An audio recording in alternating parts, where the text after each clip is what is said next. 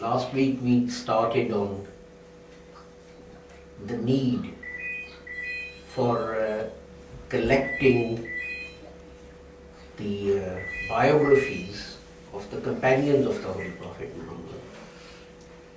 And as I mentioned to you that during the time of the companions of the Holy Prophet Muhammad, there was no such need, because most of the community was in Medina and these things happened in front of their eyes.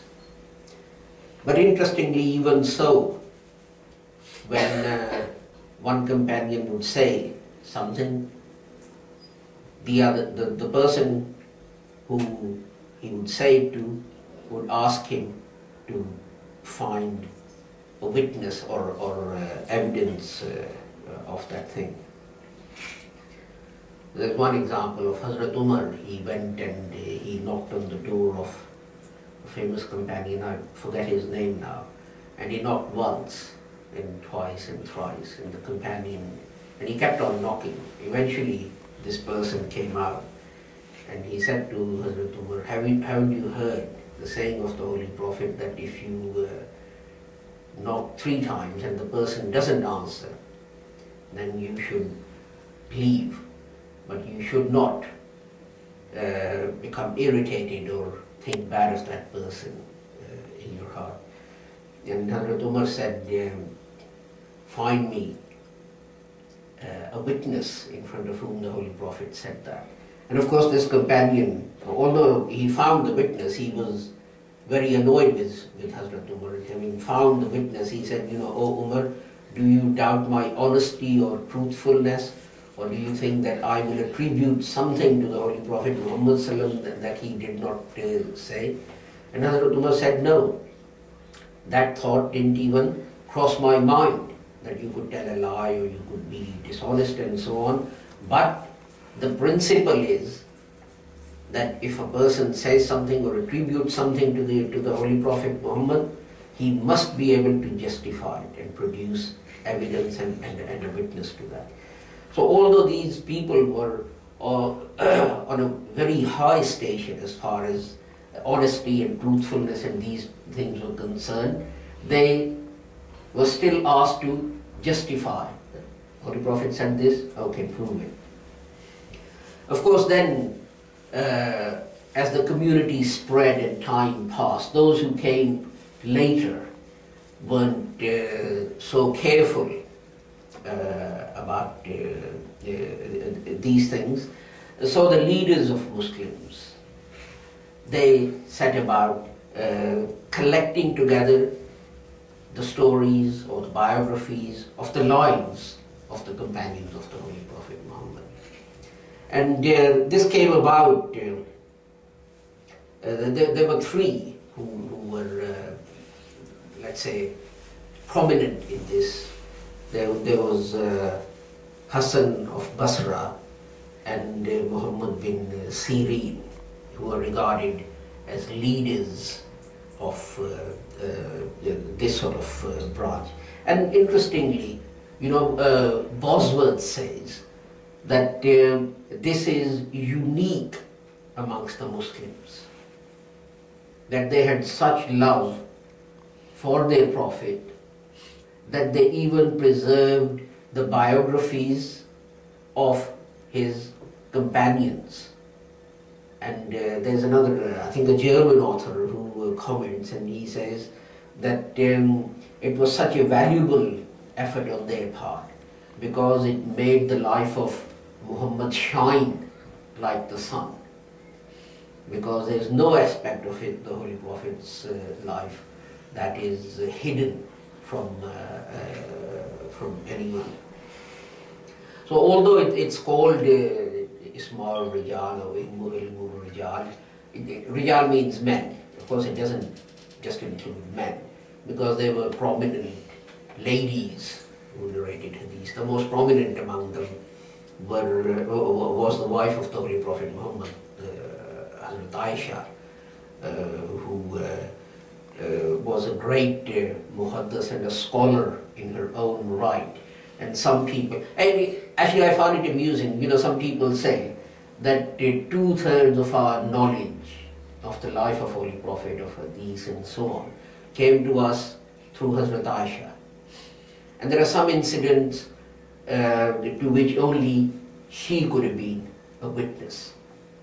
But when it comes to matters of court, we are told that 2 women's evidence is needed before it will become acceptable. And I find that contradiction slightly amusing. Now, the interesting thing is that these compilers didn't just stop with compiling the biographies of the companions of the Holy Prophet. Because as I gave you an example last week, the reason was, I gave an example that one person said to another that a companion of the Holy Prophet told me this. And the listener said, well, when did he tell you this? And this person said, oh, I think it was 108 Hijri or something. And the listener then said, where did he tell you this? And he said, he told me this in Armenia. What was he doing in Armenia? Well, he'd gone there on jihad. And the listener then said, I'm sorry, you lied, or I don't accept what you're saying. And the man said, why? He said, number 1, this person died in 104 Hijri. Number 2, when he went for jihad, he didn't go to Armenia, he went to Constantinople. So they were using this external evidence. Because remember, there was internal evidence which, when people looked at the text of the Hadith, is this the sort of thing that the Holy Prophet Muhammad might have said? But this is external evidence, whether this person could have been told whatever he's relaying in the name of the Holy Prophet Muhammad. Now, they didn't just collect biographies by name, like, Hazrat Umar and Abdul Rahman bin Auf and so on and so forth, but they also categorized them and compiled them in other ways. For example, companions of the Holy Prophet in Damascus, companions of the Holy Prophet in Baghdad, companions of the Holy Prophet in Cairo. So that if this brother said to me that, there's a hadith of the Holy Prophet and this companion told me this hadith in Baghdad, all I have to do is go to that book and look up and see whether this companion ever went to Baghdad. And if he didn't, I'll say to him, well, this person never went to Baghdad, so how come you met him in Baghdad to hear this hadith of the Holy Prophet from him? They also categorized them by tribe. They categorized them by the battles that Muslims undertook. That these companions went to Badr, these companions went to Uhud, and these are their life stories, and so on and so forth. And there's a very interesting thing.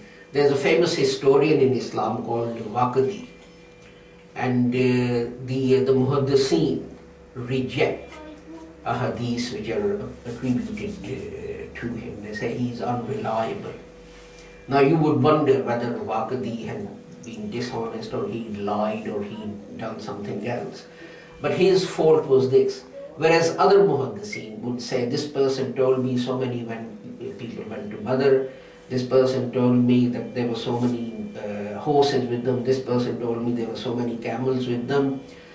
What Waqidi did was, he didn't link individual facts to individual people. He said, these are the people who gave some information about Badr, and then he wrote the whole thing down. This is how Badr came about, the Holy Prophet ﷺ marched out, and this and that and so on. And what he did was, he took all their information together and put it into like a historical format. Now, because he didn't relate individual pieces of information to individual people, the Muhaddiseen declared that he's an unreliable person, and we're not going to believe any hadith that he relates or is attributed to him. So this is how particular they were in investigating people's lives and how they behave.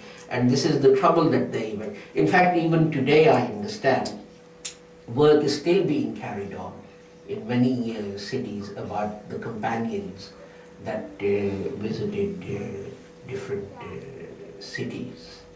So hopefully, I think in one or two more lessons we'll finish this and then revert back to talking about the ahadith themselves.